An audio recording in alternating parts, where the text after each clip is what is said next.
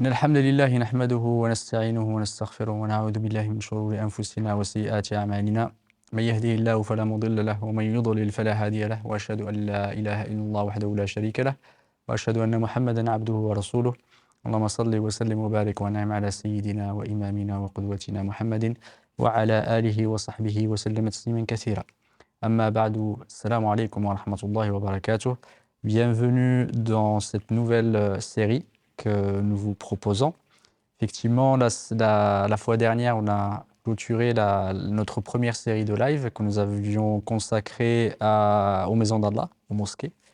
Effectivement, cette série de live était importante pour nous parce que ces endroits qui sont les Maisons d'Allah sont des endroits les plus importants, effectivement, sur cette terre, qui témoignent de l'attachement et de l'amour et de la foi de chacun.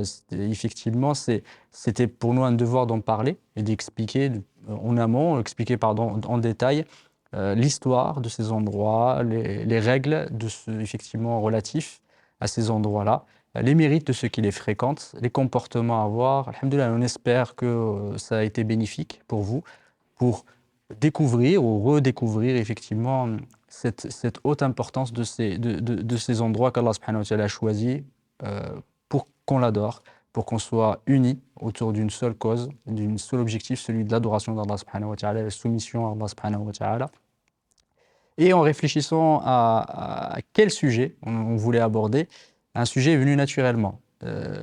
C'est une adoration qui est attachée, enfin on dirait liée naturellement aux mosquées, c'est la prière. Parce que le nom de masjid en arabe veut dire l'endroit où on se prosterne.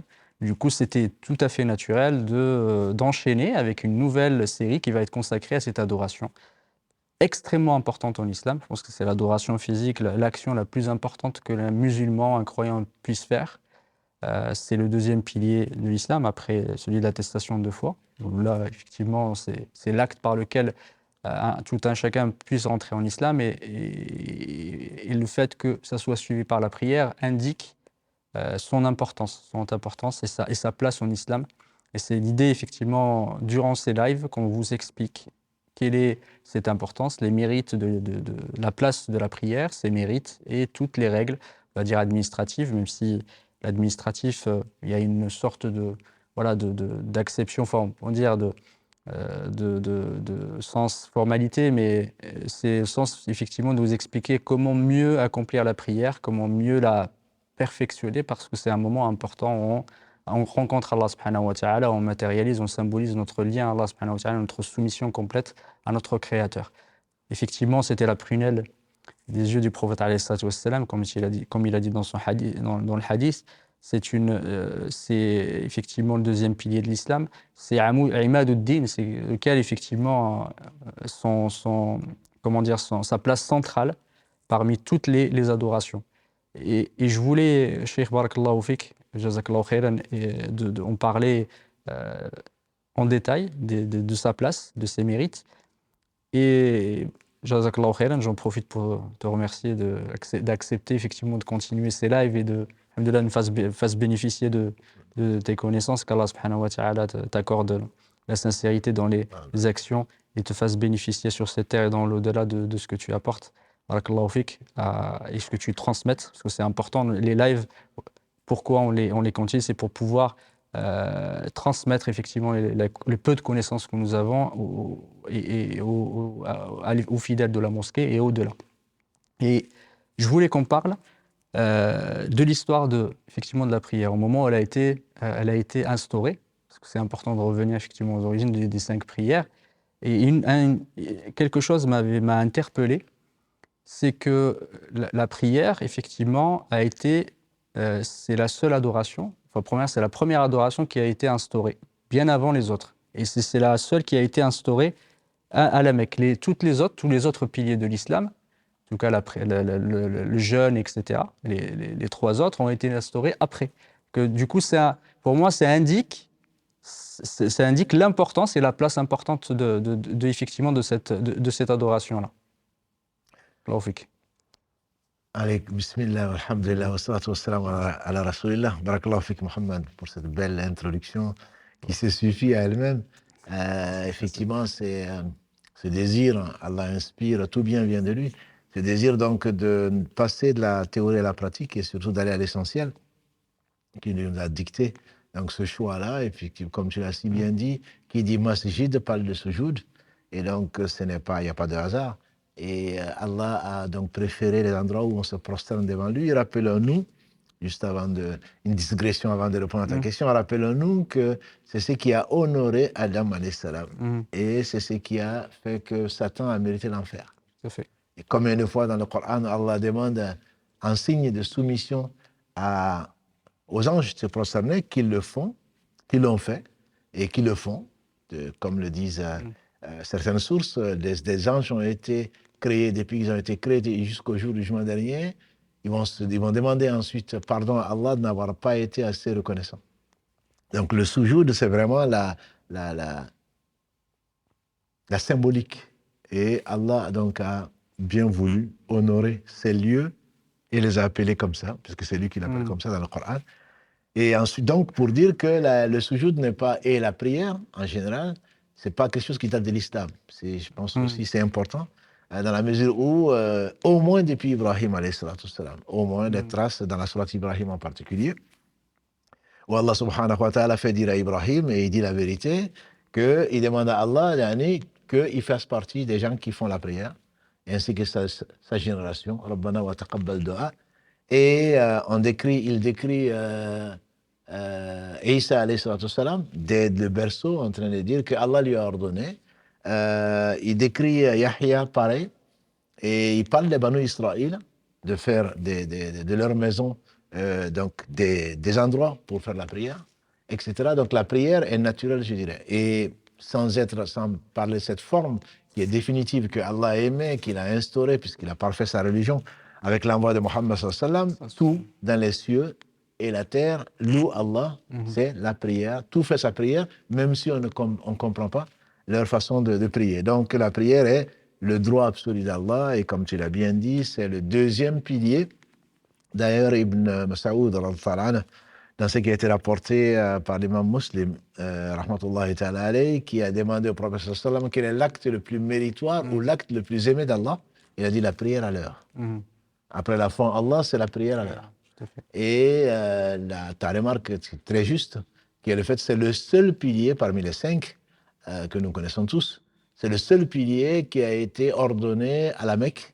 Et d'ailleurs, on dit qu'avant d'atteindre ces 5 piliers, ces 5 plutôt prières obligatoires, qu'il y en avait qu'un deux, un le matin, un le soir. C'est ce que rapportent en tout cas les sources anciennes, que comme avant l'islam, c'était un le matin, une prière le matin et une prière le soir, et que Allah subhanahu wa ta'ala a voulu donc honorer cette communauté et lui donner cette opportunité exceptionnelle de se retrouver en face d'Allah subhanahu wa ta'ala au moins 5 fois par jour.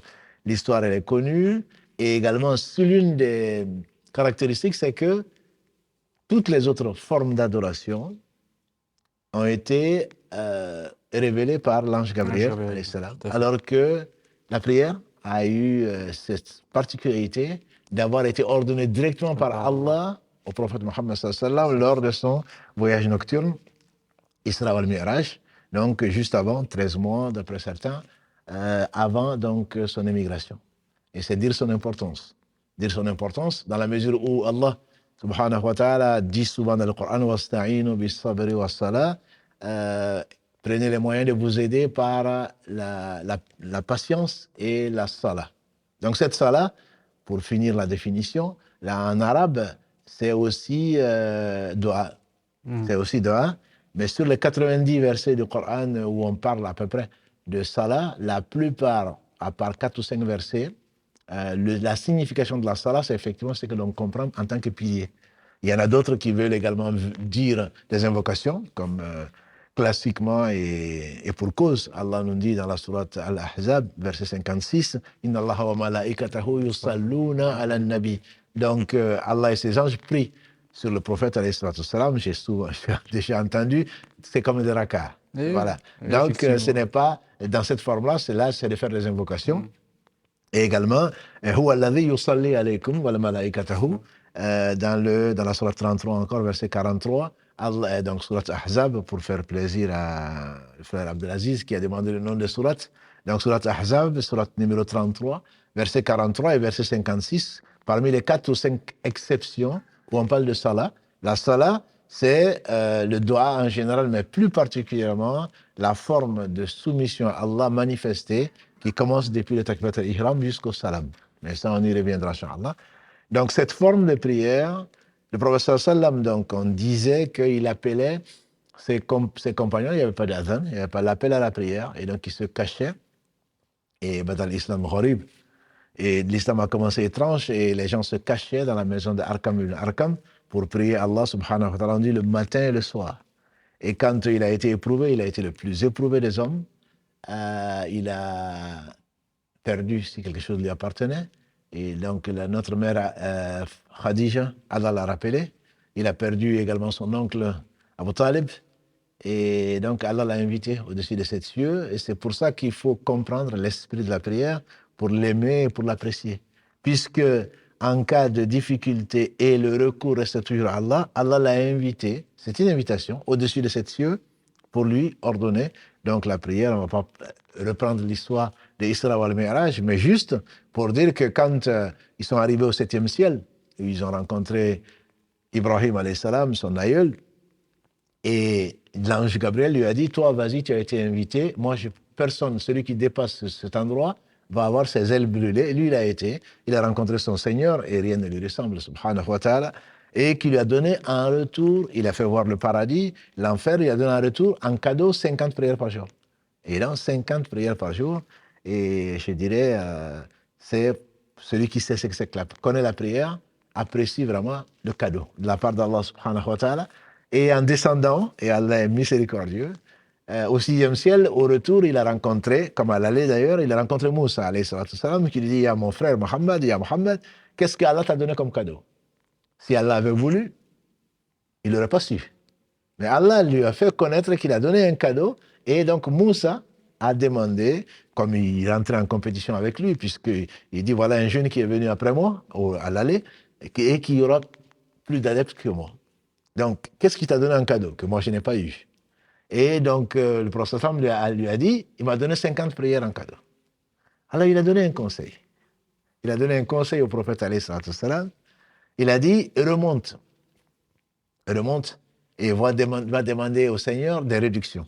Parce que moi, comme j'ai laissé les fils d'Israël, et pourtant j'ai bien insisté, ils ne pourront pas supporter 50 prières par jour. Et qu'Allah bénisse Moïse, alayhi salatu salam, les 5 prières déjà, on a du mal à les supporter, 50 prières par jour. Et donc il est remonté, demandé à Allah qui lui a dit, dans une version, il a réduit de 10, dans une autre version c'est de 5, 45, il est redescendu 9 fois, si on parle de cette version-là, il a fait 9 allers-retours pour que Allah passe de 50 prières aux 5 prières. Donc c'est vraiment quelque chose, c'est un cadeau qui est énorme de la part d'Allah, qu'il a donné au prophète sallam, qu'il n'avait pas donné aux autres.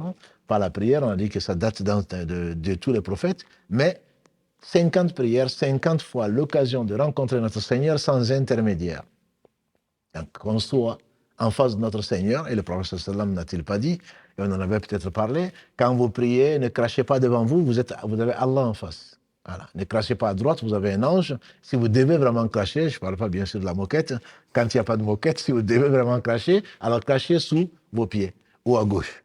Et donc, on est en face d'Allah, Allah subhanahu wa ta'ala invite son serviteur, et c'est peut-être ce qui a motivé ce que tu as dit, quand le prophète sallam a dit, on m'a fait aimer 3 choses de votre vie, de ce bas monde, parce que ce bas monde ne représente pas grand-chose. Il a dit ce bas monde, s'il pesait aux yeux d'Allah subhanahu wa ta'ala béni, s'il pesait le poids de l'aile d'un moustique, il n'en aurait pas fait profiter un non-croyant un seul instant. Donc le bas monde ne représentait pas grand-chose, et surtout à ses yeux, aux yeux du prophète sallallahu alayhi wa sallam. Mais il dit, on m'a fait aimer 3 choses, mais la prunelle de mes yeux, celle à laquelle je tiens le plus, c'est la prière. Et comme on le sait, le prophète alayhi salam, la prière, chaque fois il avait un souci, je ne parle même pas de ces prières, comme le disait notre mère Aïcha, ne me dis pas combien c'était long, combien c'était beau. Il passait la nuit à prier jusqu'à ce que ses pieds étaient enflés. Ça, c'est l'amour d'Allah subhanahu wa ta'ala. Quand on quitte la prière, Quand on sait ce que c'est que la prière, quand on a goûté à la saveur de la prière, on regrette d'avoir terminé.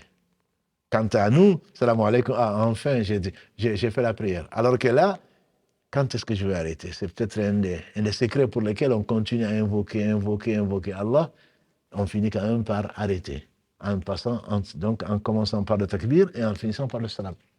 Donc voilà, très brièvement, et on aurait pu rester certainement plus longtemps dessus, l'histoire, ou l'historique plutôt, donc de la prière, les 5 prières en tout cas, même si elle avait été imposée sous d'autres formes qui contiennent néanmoins le recours, la génuflexion et le soujoud, puisqu'Allah parle parlant de Mariam par exemple, donc du recours et du soujoud, et donc ça existait dans les communautés d'avant, même si aujourd'hui on les voit lever les yeux au ciel, mais il y avait des formes donc de prosternation qui existaient. C'est Allah qui le dit, c'est Allah qui le sait.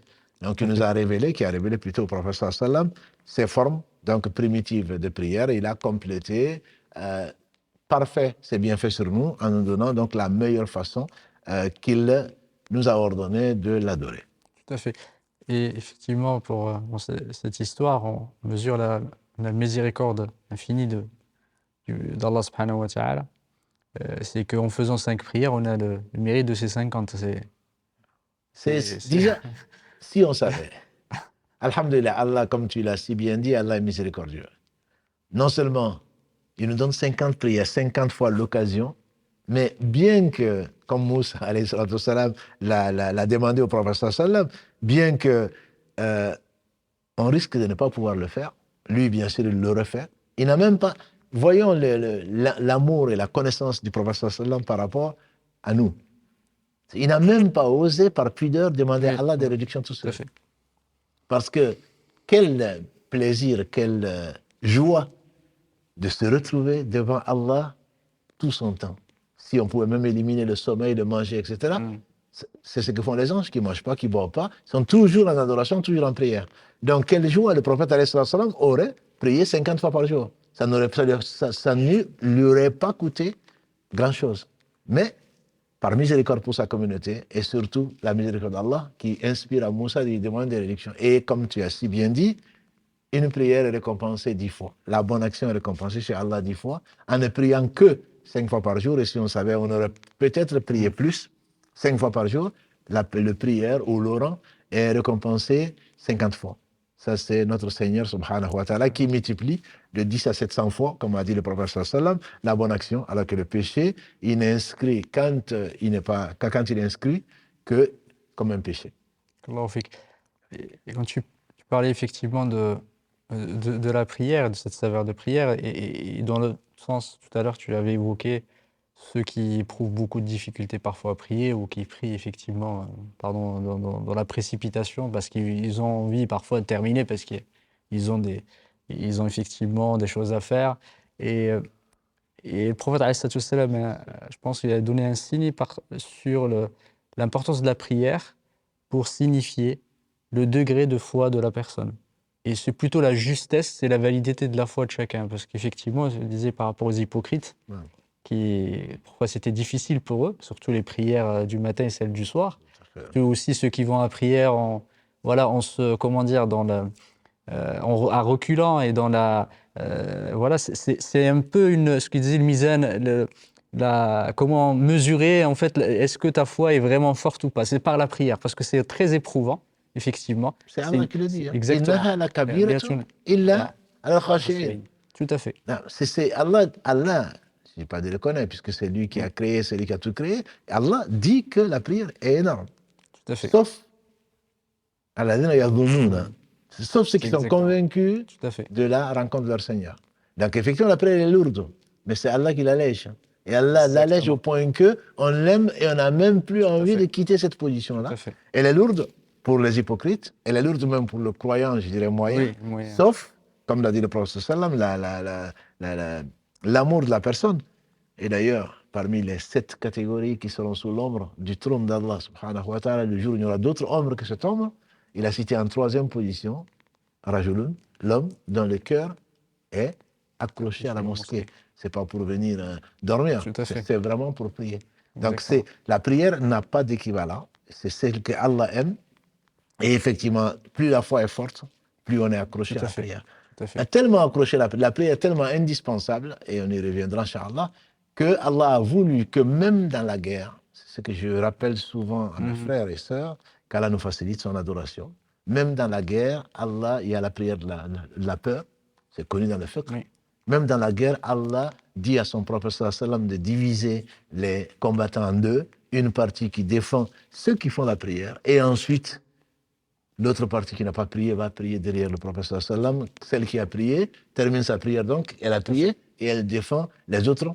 Tellement, s'il y avait une excuse, ça aurait été quelqu'un qui donne sa vie à Allah, on ne peut pas douter de sa sincérité. Tout à fait. Non, il y a plus important que la prière. Oui, mais comment je vais faire? Allah te dit, même quand tu prétends être véridique, qu'Allah nous rende véridique, et que ta foi et que ton âme va sortir, Allah te dit quand même de faire la prière. Tout à fait. Et d'ailleurs, c'est la seule adoration pour quelqu'un qui est doué de raison, c'est la seule adoration qui ne peut être, comment dire, la tasqut. Elle ne peut pas effectivement être annulée. Tant qu'on est vivant et qu'effectivement on est doué de raison, à la différence par exemple de la prière, enfin pardon, du jeûne et du reste, c'est la seule. Non, barakallah fik, non seulement on le fait pendant la guerre, mais il n'y a même pas d'excuse, comme tu dis, je ne sais pas comment on peut traduire ça en français, il n'y a pas de moment où la prière n'est pas ordonnée. C'est ça, exactement. Dans la mesure où, quand on peut prier debout, comme l'a dit le prophète, on prie debout. Quand on ne peut pas prier debout, on prie assis.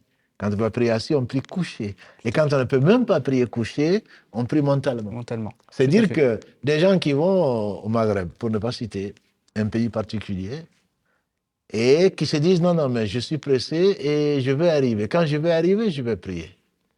C'est ne pas connaître la prière. Non seulement tu peux mourir entre-temps, mais en plus, c'est grâce à la prière que tu vas arriver. C'est grâce à la prière qu'Allah va bénir ton séjour, etc. Donc, la prière, le prophète la faisait même sur sa monture. Donc, il n'y a pas, sauf donc, la femme qui est indisposée, l'enfant qui n'est pas pubère ou celui qui dort, et il n'y a pas de moment, il n'y a pas de prétexte qui puisse justifier le fait de ne pas prier. Effectivement, c'est à tout moment, comme Allah subhanahu wa ta'ala le dit dans la sourate Nisa, la sourate 4, donc, verset 103, Allah dit « Inna salata kanat al-mu'minina kitaban mawquta » La prière est pour les croyants une prescription à des moments bien déterminés.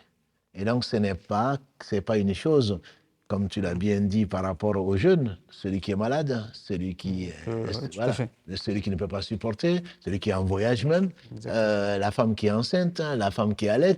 Allah leur permet de donner de la nourriture ou la dispense. Il n'y a pas de dispense pour la prière. Exactement. Il n'y a pas de dispense.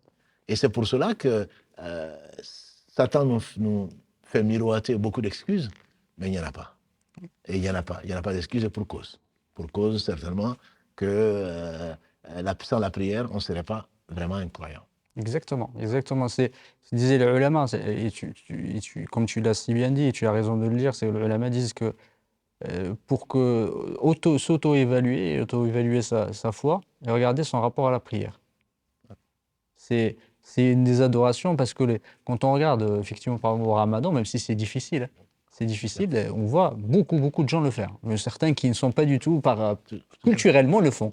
Il y en a qui vont au Hajj parce que, ou qui donnent la zakat parce qu'à un moment. Mais la prière, effectivement, c'est une difficulté, c'est une kabira, comme tu l'as dit, kabira dans le sens, elle est très difficile, même mentalement, pas que physiquement, parce que ça impose une discipline, ça impose effectivement de se détacher du monde réel, du monde matériel pour pouvoir aller prier. Et du coup, le fait de se regarder soi-même, quel est notre rapport à la prière, elle nous indique est-ce qu'on est un bon croyant, une bonne foi ou pas. C'est d'autant plus important que le prophète alayhi salatu salam nous a ordonné d'enseigner la prière à nos enfants à 7 ans. Oui. Et pourtant, ce n'est pas une obligation. Exactement. Oui, à 7 ans déjà, ordonnez-leur la prière. Et à 10 ans, usez des moyens que vous pouvez si ils ne la font pas. Et pourtant, d'un point de vue fiqh, d'un point de vue législatif, ils ne sont pas encore mukallif, ils ne sont pas responsables. Parce que ce n'est pas une fois l'année, comme tu l'as dit, pour le mois de Ramadan. On dit que 70% des musulmans de France disent faire le Ramadan. Et effectivement, dans nos quartiers, quand c'est le Ramadan, le quartier est très calme, sauf la nuit. Voilà. Certains, leurs agissements font que les gens sont pressés que le ramadan finisse parce qu'ils sont de mauvaise humeur, parce qu'ils font du bruit, etc. Ça. Mais pour le Hajj, pour mettre sur la devanture de sa boutique Hajj Mohammed, voilà. Et pour la zakat, bon, au moins que les gens disent, voilà, il est riche, Oui, il sort la zakat. Mais la prière, il y a pas, on n'appelle pas quelqu'un moussalli. c'est ça. Il n'y a Exactement. pas de moussalli. Exactement. Donc, on appelle Hajj, mais il n'y a pas de moussalli. Pourquoi? Parce que c'est pas une fois, c'est pas deux fois, c'est pas au milieu de journée, c'est pas quand j'ai la forme, c'est pas quand j'aimerais le faire, c'est à des moments bien déterminés, 5 fois par jour, et alhamdulillah, c'est pas 50 fois par jour. Voilà. Donc, c'est une constance, et comme l'a dit le prophète sallallahu alayhi wa sallam, dans le sens global, quand, comme il a dit, ce qu'Allah aime le plus, c'est les choses qui durent, même si c'est petit. Mhm. Et donc, ce n'est pas, on voit des gens rentrer dans la prière quand ils sont au bled, et ils sont entraînés, mais quand ils viennent en Europe ou ailleurs, ou quand ils ne sont pas vus, ou ils se marient, ils ont un travail, ils arrêtent la prière.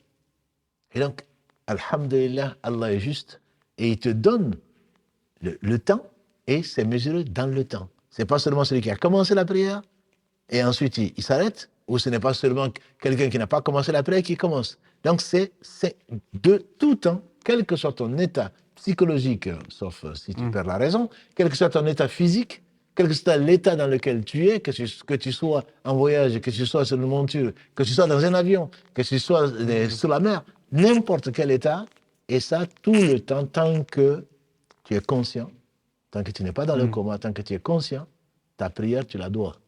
Ce qui n'est pas le cas donc des autres obligations, c'est que très certainement derrière, Allah subhanahu wa ta'ala, qui ne fait que le meilleur, nous a voulu du bien. Et si on le savait, certainement on s'accrocherait à la prière, puisque c'est elle qui, comme tu l'as dit, l'imam de din, c'est le pilier sur lequel repose la religion. Si les hypocrites, le soir, on ne les voyait pas, puisque ce n'était pas aussi éclairé que dans la mosquée, le matin, avant l'aube, on ne les voit pas non plus à la mosquée, puisque la mosquée n'était pas éclairée. Et par contre, ils se montrent devant les gens pour le dôr, la prière de midi, de l'après-midi et du coucher du soleil, parce qu'on arrive encore à les voir. Mais à l'époque, ne retardaient ou n'étaient absents de la mosquée que les hypocrites, ou ceux dont on craint l'hypocrisie pour eux. Donc, c'est vraiment 5 moments de la prière depuis qu'on est avant l'âge de l'adolescence jusqu'à la mort. Et ça, c'est tous les jours et toutes les nuits. Et donc, cela, si vraiment ce n'était pas important, Allah, le miséricordieux, n'aurait certainement pas rendu la chose importante. Et effectivement, on a parlé du fait que c'était la première effectivement adoration qui a été instaurée, qui a été rendue obligatoire. Et dans un hadith qui est rapporté par plusieurs sources, et je pense que ça a été rapporté par Ibn Mas'ud, qui disait que la première chose qui va être retirée de la Ummah, c'est l'amana, c'est la confiance, et la dernière qui va être retirée, effectivement, c'est la prière. Parce que tant qu'il y a la prière, il y a la religion. Absolument, c'est celle qui détermine, comme l'a dit le prophète sallallahu alayhi wa sallam, entre l'homme et la mécréance. Il y a 2 types de mécréance, disent les savants, notamment Ibn Abbas, anhuma, kufr duna kufr. Donc, est-ce que c'est l'ingratitude? C'est certain. Est-ce que c'est la mécréance? Certains savants le disent. Que entre celui qui abandonne la prière, quel que soit son prétexte, même s'il se reconnaît, je dirais, pécheur, même pervers, n'est plus musulman. Et donc, on dit que c'est l'avis de Omar ibn Khattab, c'est l'avis d'Abu Huraira, c'est l'avis de très grands compagnons du prophète sallallahu alayhi wa sallam qui le disent. Donc, parce que la prière est cette chose. Quand tu ne veux pas rencontrer Allah, Allah ne veut pas te rencontrer. Parce que qu'est-ce que ça traduit? Quand on est invité par le préfet, ou ne parlons pas du président de la République, quand on est invité par même son beau-père, avant son mariage bien sûr, parce qu'après on peut ne pas répondre à son invitation, mais quand on est invité par quelqu'un que l'on considère comme important, aussi on s'y présente, et même souvent à l'avance. Mais Allah t'invite alors qu'il n'a besoin de rien, le Seigneur des mondes. Tu ne veux pas le rencontrer, et il se passe de tout. Comment alors tu veux attendre d'Allah son secours autre que des épreuves que tu peux avoir? Le prophète sallam a dit dans un hadith, si ma mémoire est bonne, qui a été rapporté par notre mère Aïcha, qu'Allah l'agrée, il a dit Allah aime rencontrer celui qui veut le rencontrer. Et il n'aime pas rencontrer celui qui ne veut pas le rencontrer. Notre mère Aïcha lui a dit, Ya Rasulallah, on a tous peur de la mort. Elle a pensé à la mort, bien sûr, le hadith, c'était par rapport à la mort. Et il dit non, ce n'est pas celui-là. Ce n'est pas celui-là, ce n'est pas de ça dont je parle. Celui qui aime rencontrer Allah, jusqu'à la fin du hadith, l'ange de la mort arrive, il ne l'effraie pas, il se met à quelque distance, il lui passe le salam, etc. Donc, aimer Allah, c'est nécessairement aimer le rencontrer. Et les meilleurs d'entre nous ont la nostalgie, ils disent. Le 11, c'est l'amour de la compagnie d'Allah. Parce que la compagnie d'Allah te manque. Quand tu lis dans le Coran, Inna Allah ma'a, Inna Allah ma'a, Inna Allah ma'a, Allah est avec les. C'est-à-dire que c'est sa compagnie khas, sa compagnie donc particulière, avec les pieux, avec les gens qui patientent, avec qui. Donc quand tu es dans la prière, tu es en compagnie d'Allah. Une compagnie qui est exclusive, une compagnie qui doit être recherchée. Et donc l'être avec Allah, quelqu'un qui disait, j'ai bien aimé cette phrase, c'est être parmi les hommes et avec Allah. Parmi les hommes et avec Allah. C'est-à-dire même dans notre live, il faut être avec Allah. Bien qu'on soit ensemble, on soit les uns et les autres sur le même lieu, mais l'esprit, le cœur surtout, doit être présent. Et c'est toute l'importance de la prière au-delà donc de l'administratif. Et donc cette prière, ne pas aimer la prière, elle est lourde, comme tu l'as souligné, comme le dit le verset, mais ne pas aimer la prière, c'est ne pas aimer la rencontre d'Allah.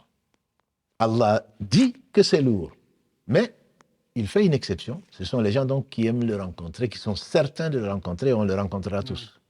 Voilà. Donc cette rencontre-là est une vérité et elle va arriver. Donc pour que tu te prépares à cette rencontre, il faut que tu passes par la prière. C'est Allah qui dépeint les gens.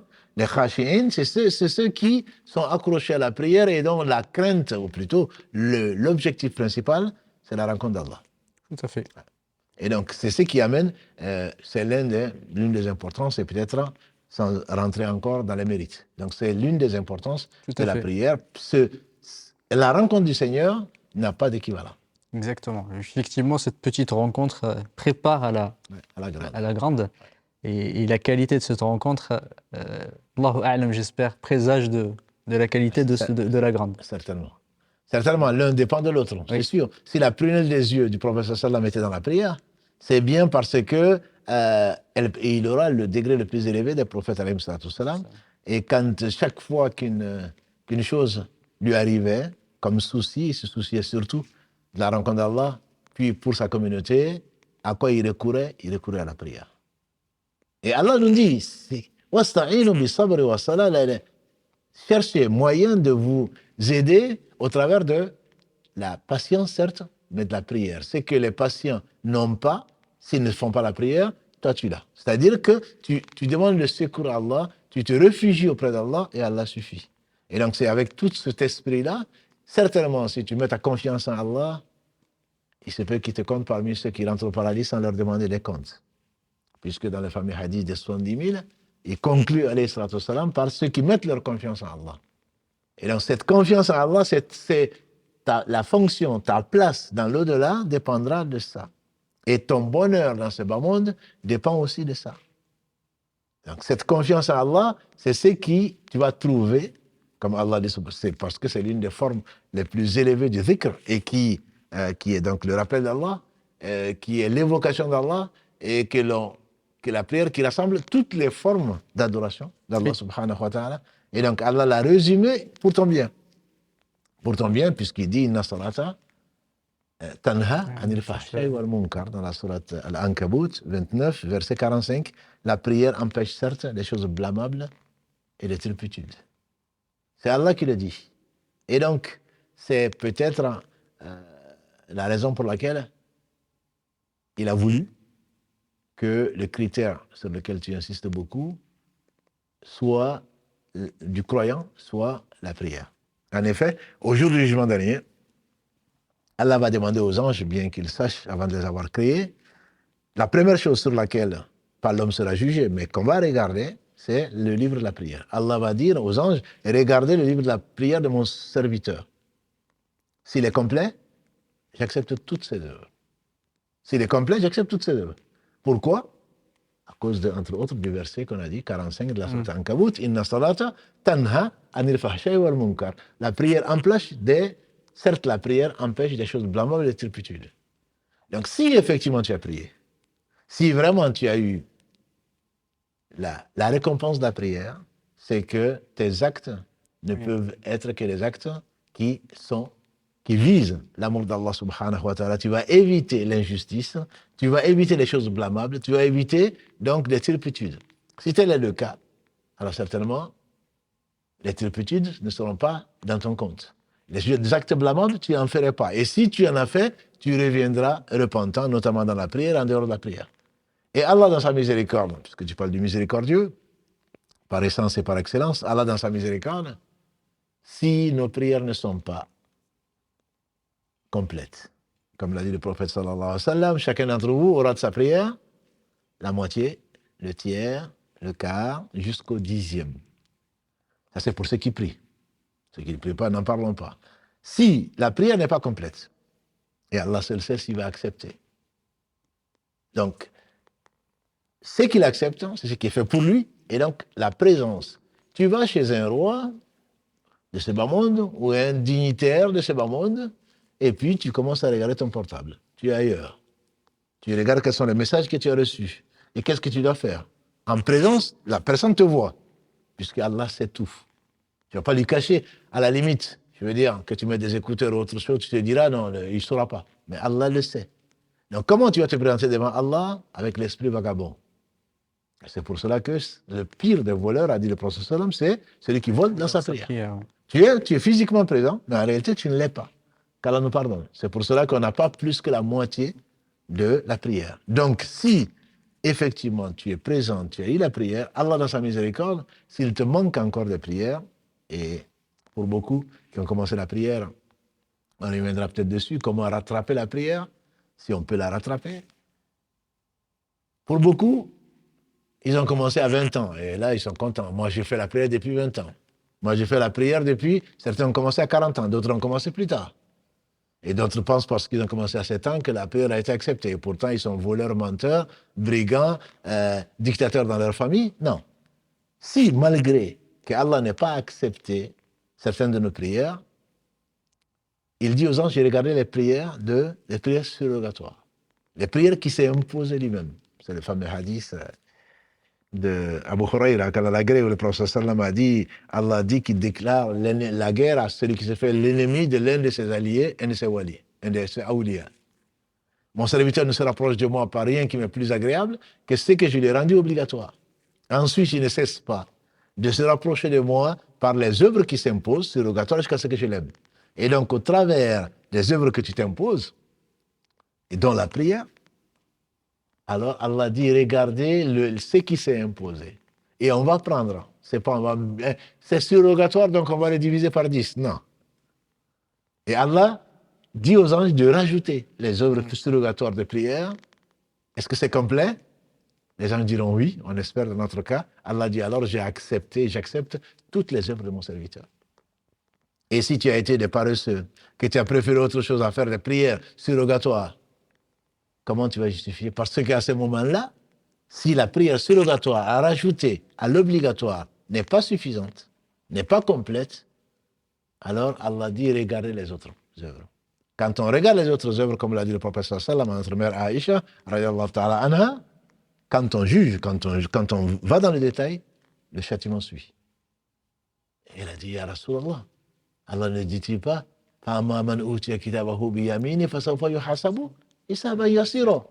celui donc qui recevra la main de sa main droite son livre, il va avoir un jugement facile. Il a dit à Aïcha, ça c'est le jugement général en gros. C'est qu'on regarde juste le livre, les prières sont complètes par exemple, allez, j'accepte tout. Mais celui dont on détaille le compte, il va être châtié. Et donc c'est pour cela que, ne serait-ce que par intelligence, pour nous-mêmes, si Allah accepte la prière, donc on doit connaître la prière, On doit aimer Allah, on doit faire sa prière. C'est pour cela peut-être que certains des auditeurs peuvent penser, oui, mais je connais la prière. Est-ce qu'Allah a accepté une seule de nos prières? On fait dire à Ibn Mas'ud Kalalagré, si je serais tellement heureux si je savais qu'Allah avait accepté une seule de mes prières. Tout à fait. Et donc là, la prière, c'est la chose la plus aimée d'Allah, c'est la chose la plus importante. Après, bien entendu, l'attestation de foi. Mais l'attestation de foi, les hypocrites le font aussi. La prière, quand ils la font, et tu l'as rappelé, ils la font paresseux, pour que les gens les voient. Et ils ne sont pas assidus à la prière. Et l'assiduité à la prière, Allah définit les croyants quand il dit, dans la sourate qui porte ce nom, Al-Mu'minoun, sourate 23, les premiers versets, qu'est-ce que dit Allah? Qad aflaha al-mu'minoun. Bienheureux les croyants. Qui sont-ils? Alladhina hum fi salatihim khashi'un. Qui, dans leur prière, ont le khushu', ont la concentration, sont vraiment présents, pas seulement physiquement, mais intellectuellement. Et jusqu'à ce qu'ils disent ensuite, Alladhina hum ala salawatihim yuhafidhun. Et qui préservent leur prière, c'est-à-dire qu'ils font leur prière régulièrement, à l'heure, avec les conditions, etc., mais qui sont assidus dans leur prière. Ça, ce sont les croyants. En dehors de cela, il n'y a pas de croyance. Ce ne sont pas des croyants, ce sont des musulmans, pour la plupart, en tout cas la majorité des écoles juridiques, du mazhab, mais pour l'école hanbalite, ce ne sont pas des musulmans, ce ne sont même pas des musulmans. Bayna rajul wa bayna kufr, tark as-salah. C'est un hadith qui est connu, il n'y a pas que ce hadith, il y en a bien d'autres, mais ça c'est l'avis majoritaire en tout cas, dans l'école de l'imam Ahmad. Les trois autres écoles disant que celui qui reconnaît qu'il est pécheur et qui regrette et qui espère faire la prière, il reste quand même musulman. Mais ils sont tous unanimes parce que celui qui pense que la prière n'est pas une obligation, il sort de l'islam sans aucune discussion. Sa femme est divorcée, même s'il a été à la mosquée pour faire la fatha, comme il appelle, même si c'est le gendre de l'imam. D'où l'importance. Au lieu de demander de quoi il vit, il a un compte. Au Mali, on parle des 3 V, virement, villa et je ne sais plus quoi. La voiture, peut-être. La voiture, barakallah, c'est exactement ça, les 3 V.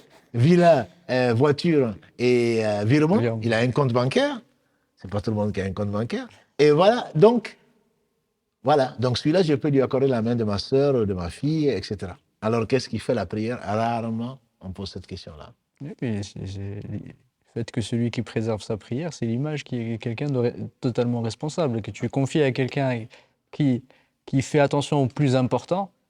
Et, si tu la donnes à quelqu'un qui ne pas du tout, qui ne donne aucune importance à ce qui est le plus primordial, comment veux-tu qu'il soit bienveillant envers le contrat que nous avons avec Allah subhanahu wa ta'ala avant de venir dans ce bas monde, c'est d'être régulier, c'est d'adorer Allah. Comment quelqu'un qui trahit Allah en refusant de faire la prière, alors qu'il a promis à Allah, comment tu peux lui faire confiance? Voilà. Et donc, barakallahu fik, c'est d'une importance, je pense, fondamentale. Quelqu'un qui est assidu à sa prière, ça veut dire que c'est quelqu'un qui va être quelqu'un d'amin, quelqu'un qui va respecter le dépôt, parce que c'est ce dépôt, cette amana qu'on a pris d'Allah. Et donc, quelqu'un qui va respecter sa prière se doit, puisque Allah dit vrai, Inna salata tanha anil fahsha'i wal munkar. On fait dire à mieux que moi, confie la main de ta fille à un homme pieux. S'il l'aime, il va la combler. S'il l'aime pas, il va pas être injuste. Exactement. Et ça, je pense que c'est extrêmement important. Quand tu aimes ta fille, quand tu aimes quelqu'un, tu vas lui choisir le meilleur. Et certainement, celui à qui tu dois faire confiance, c'est Qawil Amin, quelqu'un qui est compétent et quelqu'un qui est digne de confiance. Et là, le critère principal de la confiance chez les musulmans, c'est quelqu'un qui fait la prière. En dehors de cela, tu auras accordé confiance à celui qui a trahi son engagement vis-à-vis d'Allah subhanahu wa ta'ala. Donc c'est pour dire que c'est extrêmement important. Il s'agit bien entendu, nous on ne peut juger que sur l'extérieur. Entre Allah et lui, est-ce qu'il est sincère ou pas? On le laisse à Allah, comme le faisait le prophète sallallahu alayhi wa sallam, et qui nous l'a conseillé. Donc on ne va pas juger, oui, il prie, mais c'est un hypocrite, qu'est-ce que tu en sais? Le prophète aurait dit, pourquoi tu n'as pas ouvert son cœur? Pour le voir. Mais nous, quand on voit quelqu'un en train de, comme tu l'as dit dans l'autre série, le prophète a dit, quand vous voyez quelqu'un fréquenter la mosquée, vous pouvez attester de sa foi. Voilà. Donc ce n'est pas le matin, ce n'est pas le soir, ce n'est pas une fois par jour, c'est 5 fois par jour, pour celui qui peut en tout cas, etc. Donc c'est vraiment un signe extérieur de la foi. Et après l'intérieur, c'est Allah seul, subhanahu wa ta'ala, qui sait. Jazakallah khairan. Quand tu parlais effectivement du hadith, c'est important qui symbolise l'importance de la prière, son extrême importance par rapport aux autres adorations, le fait que la première chose Allah subhanahu wa ta'ala, effectivement, le jour du jugement dernier qui va être regardé, c'est la prière. Et dans le hadith, et du coup, c'est se dire c'est pas du quantitatif. La question, c'est pas la quantité. Comme tu as dit, et tu l'as si bien dit, c'est la qualité. Et en revanche, il faudrait pas que ça décourage certains, parce que parfois c'est le shaitan, de dire oui, mais je vais faire la prière, j'arrive pas, etc. Du coup, Allah va jamais accepter de moi cette prière, et qui délaisse la prière. Certains disent même tu peux mentir, tu peux effectivement boire, tu peux faire tout ce que tu veux, mais faut pas abandonner la prière. Parce que dès le moment où on l'abandonne, ça devient très très difficile de revenir. C'est comme les marathoniens. Ouais, tout à fait. C'est dès le moment où ils arrêtent de courir, c'est difficile. Ouais, c'est très très dur. C'est sûr. Non, mais c'est vrai, c'est la qualité. Oui. La qualité, donc Allah accepte de la moitié jusqu'au 10e de la prière, mais ta remarque est juste. Je pense qu'il faut surtout ne se mettre sa confiance qu'à Allah. Tout à fait. Penser une des phrases que nous répétons souvent malheureusement, et sans vraiment réfléchir aux conséquences, c'est la hawla wa la quwwata illa billah. Et le prophète sallam a propos du sabre. Il a dit, celui qui veut faire du sabre, Allah lui donne du sabre. Celui qui veut vraiment faire la prière, il va prendre les moyens de le faire. Et Allah sait tout. Et celui qui s'efforce à faire la prière, Allah va lui enseigner la prière. Parce qu'il ne sait pas la faire, il va aller apprendre les règles, même administratives. Ensuite, il va voir pourquoi il n'arrive pas à faire la prière correctement, comme Satan l'éloigne de ça. Comment se concentrer, comment avoir le khushu'. Et il y a un certain nombre, il y a un livre même qui s'appelle, si ma mémoire est bonne, 40 et quelques façons d'avoir le khushu'. Les savants, tu n'es pas le premier, et ils nous ont indiqué des tuyaux. Ils nous ont donné des moyens pour que ta prière soit meilleure. Et donc, il y a tout ceci qui rentre en compte. Parce que tu aimes la prière, parce que tu te reproches de ne pas aimer. Le professeur Salam, quand il terminait, qu'est-ce qu'il disait? Comme disaient les savants, il disait astaghfirullah. Après le salam, il dit astaghfirullah, astaghfirullah, astaghfirullah. Pourquoi? Et pourtant, il n'a pas de péché. Il dit afin que Allah te pardonne ce que tu as fait comme erreur avant et après, Oui. dans la sourate Al-Fatih. Tout à fait. Sourate 48, le premier verset, ou le premier ou deuxième verset. Et donc, lui, il demandait pourtant plus de 70 fois pardon à Allah, et notamment après la prière, il disait, après le salam, astaghfirullah, astaghfirullah, astaghfirullah, parce que ce que je t'ai présenté, oh Allah, tu mérites mieux. Et donc, on essaie toujours d'améliorer. Exactement. Et il n'est pas satisfait de ce qu'on a fait. Et donc, Satan, il te dit, mais finalement, ça ne sert pas à grand-chose. Et j'entends souvent des gens dire, mais je n'étais pas du tout concentré dans cette prière, est-ce que je peux la refaire? Mais dans celle qui va suivre, est-ce que tu seras plus concentré? Et donc, effectivement, c'est de savoir que c'est Allah qui donne. Tout bien vient d'Allah. Wa ma bikum min ni'matin fa min Allah, dit Allah dans la sourate Nahl, dans la sourate 16. Il n'y a pas de bien qui vous arrive si ça ne vient pas d'Allah, subhanahu wa ta'ala. Donc, le savoir, c'est demander à Allah de nous aider. Et c'est ce que tu dis, c'est ce que tu demandes. Iyyaka na'budu wa iyyaka nasta'in, qui t'est indispensable dans la Fatiha, au moins 17 fois par jour si tu pries les 5 prières. Donc, ne compte pas sur toi-même. L'adoration d'Allah n'est possible que grâce à Allah et par Allah. Donc, n'abandonne pas ma soeur, n'abandonne pas mon frère. Il faut demander l'aide d'Allah. Et c'est au travers de la prière que tu vas arriver à faire une meilleure prière. Si tu l'arrêtes, tu n'as aucune chance de faire une meilleure prière. Voilà. Donc, il ne faut pas se décourager. Et si grâce à Allah, puisque les actes valent par le dernier. Imaginons quelqu'un. Il y a cette très belle histoire. Permets-moi, je ne sais pas si on a le temps ou pas, si tu me permets de la raconter. Cet homme qui était alcoolique. Il était alcoolique.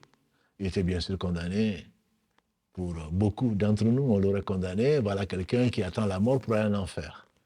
Et il a rencontré un homme qui lui dit, oh, mon oncle, prie pour moi. À un arrêt de bus. Prie pour moi. Il dit, comment tu vas demander à moi, alcoolique, de prier pour toi? Moi qui suis alcoolique, etc. Et l'homme, c'est un imam qui le raconte. Hein. Et il a pris cet homme, il s'est lavé, il l'a amené à la mosquée. Il l'a amené à la mosquée. Et grâce à Allah, il a prié pendant une semaine. C'était un vendredi ou un samedi, et la veille du vendredi, donc une semaine après, il s'est lavé, il a fait la prière. Il a dit, oh mon Dieu, voilà une semaine que je n'ai pas touché à une seule goutte de vin, à une seule goutte d'alcool. Si tu sais que je risque de retomber dedans, rappelle-moi. Et on l'a attendu le vendredi, il n'est pas venu. Et celui qu'il avait rencontré a été voir son épouse, qui lui a dit, voilà ce qui s'est passé. Il a demandé à Dieu de ne plus jamais revenir en arrière. Et Dieu l'a rappelé. Il se peut qu'il soit déjà au paradis, en tout cas, ce qu'on espère. Donc, la meilleure des actions, je veux dire, si tu meurs dans le sous-jude comme ceci est arrivé, on ne dit pas que c'est la garantie que tu rentres au paradis, mais si tu meurs dans la prosternation, quelle meilleure preuve de ta sincérité. Et Allah va découvrir, va dévoiler la non-sincérité de tout un chacun avant qu'il meure. Donc, on ne peut pas juger de quelqu'un, mais c'est certain que la prière est le meilleur moment de la journée. Et si, on ne va pas demander la mort dans le sujoud, mais si vraiment tu connaissais l'importance de la prière, certainement jamais tu ne négligerais ni de la faire correctement, ni de la faire au moment qui ont été prescrits par Allah subhanahu wa ta'ala, parce que tu dois la faire, pas la prière en gros, sous le couvert du travail ou d'autre chose. Ce n'est pas 5 prières à la fois, c'est pas seulement le nombre, c'est également le moment de la prière, avant le lever du soleil, depuis l'aube, à midi, heure solaire, ensuite dans l'après-midi, ensuite au coucher du soleil, et enfin avant de se mettre au lit, donc la nuit noire, pour remercier Allah subhanahu wa ta'ala, et pour tout le reste, puisqu'on n'est pas encore rentré dans les détails de la prière, juste, c'est surtout l'importance de la prière qui n'a pas de semblable parmi les adorations. Alhamdoulilah, c'est barakallahu fik, pour tous ces rappels, parce que c'est important de se rappeler l'essence de la prière et la finalité, c'est pas seulement un acte administratif. Et on néglige effectivement l'importance de la prière et son rôle primordial, parce que effectivement c'est un refuge pour les gens. Je pense que c'est une des seules adorations d'ailleurs où on se coupe complètement de la vie. On vit, on respire, mais on n'a plus à côté effectivement tout ce qui va nous détourner, et on se met dans une bulle, et c'est important. Et quand tu disais le fait quand le prophète disait Arihna biha ya Bilal, c'était une façon de se reposer, parce que c'était un moment pour ne plus réfléchir, et ne plus avoir tout ce stress, toutes ces difficultés. Et si tu pouvais juste nous en dire, parce qu'effectivement, on cherchait toute transparence, on cherchait un titre, et un des titres, c'était la saveur de la prière. Et si tu pouvais juste en dire quelque chose pour encourager effectivement les personnes à revenir à la prière. Sans les décourager, comme tu dis, parce qu'on va dire, vous parlez de choses qui sont extraterrestres. Moi, je ne suis jamais arrivé à ça. Mais il y en a qui sont arrivés. Oui. Il y en a qui sont arrivés, et Allah le donne à qui demande. Allah dit, alors, votre Seigneur a proclamé, appelez-moi et je vous réponds. Donc, il faut demander à Allah cette sincérité, cette saveur, de goûter cette saveur. Et il est arrivé, et ça c'est des compagnons du prophète, il leur est arrivé quand il leur a demandé c'est ce qui a donné marabout, les Mourabites, donc qui défendaient l'armée musulmane et les remparts. Et ils montaient la garde, et puis ils étaient deux, et puis il y a un qui dormait et l'autre montait la garde. C'est un hadith c'est un athar qui est authentique, et qui a reçu des flèches, et qui saignait. Il continuait la prière. Et quand, finalement, il a vu qu'il saignait beaucoup, il a réveillé son voisin. Et l'autre qui s'est affolé, mais pourquoi tu ne m'as pas réveillé avant? Il dit, si je ne craignais que l'ennemi ne rentre, je ne t'aurais pas réveillé, parce que je suis avec Allah. Donc le takbirat al-ihram, c'est ce qu'on appelle donc l'entrée à la prière, la clé même la clé de la prière, c'est la purification. Mais l'entrée dans la prière, c'est une fois que tu dis Allahu Akbar, Allah est le plus grand, le monde et tout ce qu'il contient il est derrière. Oui, c'est pour ça que ça s'appelle Takbirat al-Ihram. d'ailleurs, Exactement. c'est- Le ihram, Oui. donc, voulant dire donc que la sacralité. Exactement. Le takbir, la sacralisation, ça veut dire que tout le monde de ce qui contient est derrière soi. Et comme l'a dit le professeur Sallam, quand on appelle à la prière, Satan s'en va, fuit, en jetant un pet. Mais une fois que tu dis Allah Akbar, il vient, etc. Mais ça veut dire que tu as mis le monde de ce qui contient derrière toi, et que tu es en face d'Allah subhanahu wa ta'ala, ce qui te fait que tu es devant le Seigneur du monde, comme je disais, qui es-tu? Quand tu te mets devant un moustique ou tu te mets devant une fourmi, tu me diras, tu n'as rien à faire, tu deviens un poète. Mais quand tu te mets devant une fourmi, tu te dis, mais je peux l'écraser, je peux faire ceci, je peux faire cela. Mais quand tu imagines que le Seigneur du monde, subhanahu wa ta'ala, que tu ne représentes même pas un grain de sable, tu n'en vaux même pas, et que le Seigneur du monde, quand tu es dans la prière, il t'écoute et il te répond. On se demande comment est-ce qu'on peut prier comme on entend parfois, Alhamdulillah, Rabbil Alamin, Amin. On se demande, c'est le Seigneur des mondes.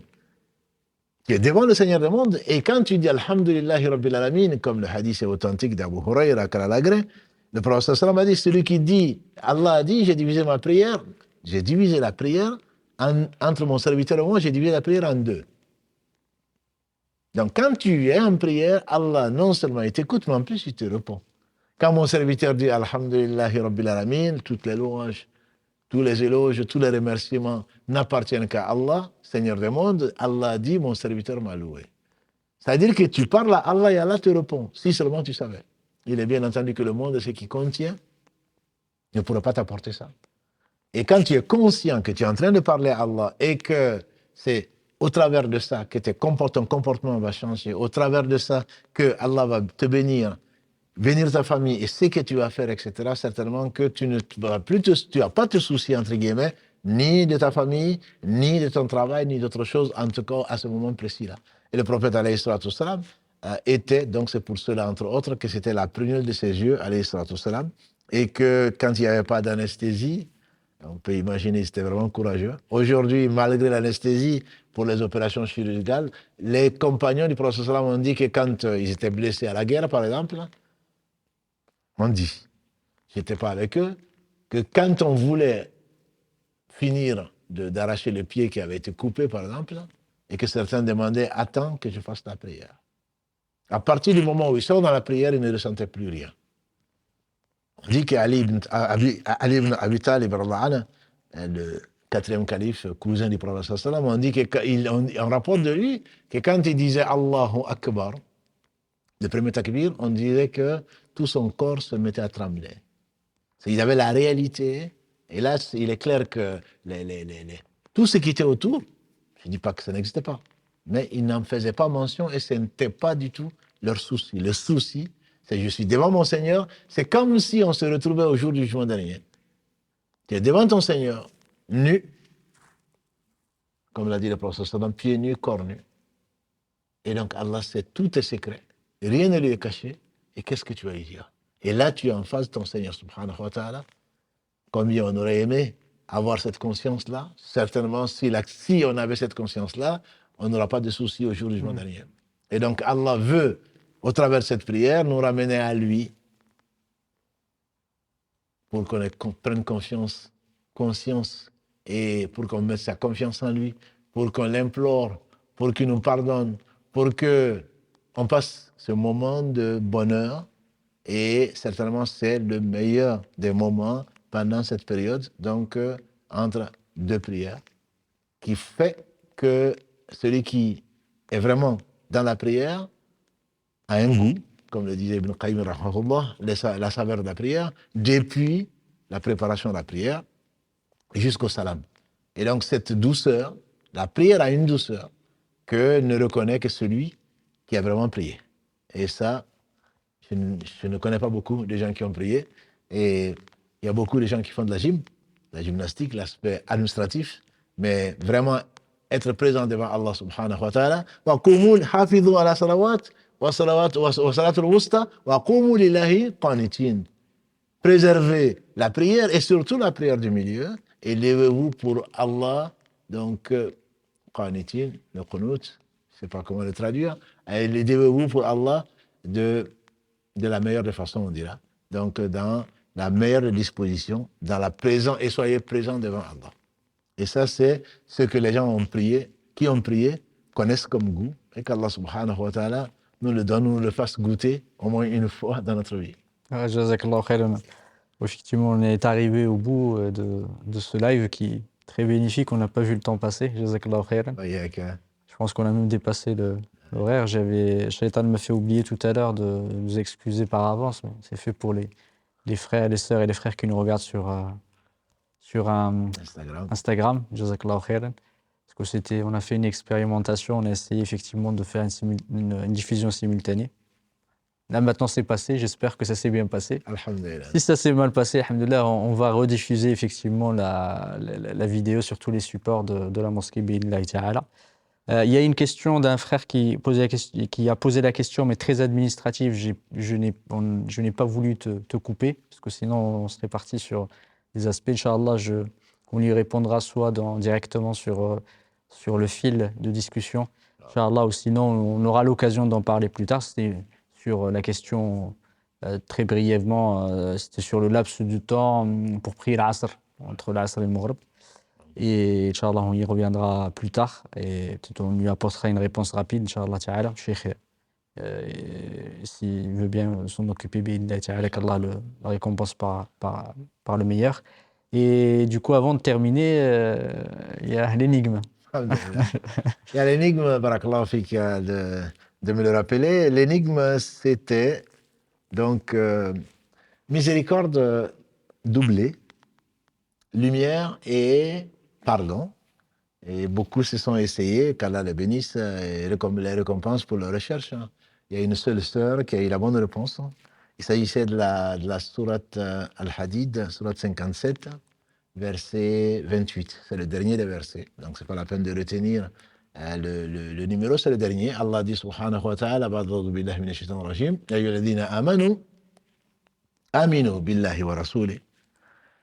يؤتكم كفلين من رحمته ويجعل لكم نورا تمشون به ويغفر لكم والله غفور رحيم. Ô vous qui croyez en Allah et à son messager, il vous donnera deux parts de miséricorde et vous donnera une lumière par laquelle vous allez cheminer et il va vous pardonner. Allah est celui qui pardonne, qui fait miséricorde. Donc ça c'est la sourate 57, Al-Hadid, verset 28. En réalité, il s'agit des gens du livre, d'après l'explication des savants. Ô vous qui avez cru en Allah et qui ont cru en Moussa, à Isa, alayhi salam, croyez en Muhammad, alors Allah va vous récompenser doublement. Et le prophète alayhi salam a dit, un juif qui croit en Moussa et en moi sera récompensé deux fois. Et il aura la double récompense. Un chrétien qui croit en Isa et qui croit en moi, il aura double récompense. Allah va lui donner ce chemin droit, il va lui montrer le chemin droit que nous demandons 17 fois par jour, donc dans la prière, et il va pardonner puisque l'islam fait. Allah, le prophète sallam nous a dit que l'islam efface tout ce qui était avant lui. Donc tout ce qu'on a fait avant, Allah subhanahu wa ta'ala efface à ces gens. Allah donc leur tend la main la nuit comme le jour pour qu'ils reviennent, ils croient à Muhammad sallallahu alayhi wa sallam et donc ils auront double part de miséricorde. Et ne sois pas jaloux, et ne sois pas jalouse ma soeur, ne sois pas jaloux mon frère. Allah peut te donner donc double récompense également si il t'a facilité la foi et si tu reviens vers lui repentant et sa miséricorde est infinie, subhanahu wa ta'ala. Jazakallahu khairan. Voilà, je réitère mes excuses par rapport aux personnes qui ont posé des questions qui étaient très administratives. Inch'Allah, on va y revenir. De toute façon, ces questions-là, on les a bien enregistrées. Il y a des questions sur est-ce que je peux prier assis au travail, est-ce que je peux prier n'importe où, à n'importe quel endroit. C'est des choses, Inch'Allah, dont on va parler plus tard. Barakallahu fik, Cheikh, jazakallahu khairan. Merci beaucoup aux personnes qui nous ont, aux frères, sœurs et frères, personnes de façon générale qui nous ont suivis. La prochaine fois, on continuera effectivement sur la saveur de la prière, on va dire, et ses mérites, et son importance, et peut-être discuter, Inch'Allah, aussi de ceux qui la délaissent. Quel est le châtiment, quelle est effectivement leur position vis-à-vis de notre religion. بارك الله فيكم سبحانك اللهم وبحمدك أشهد أن لا إله إلا أنت أستغفرك وأتوب إليك سبحان ربك رب العزة عما يصفون وسلام على المرسلين والحمد لله رب العالمين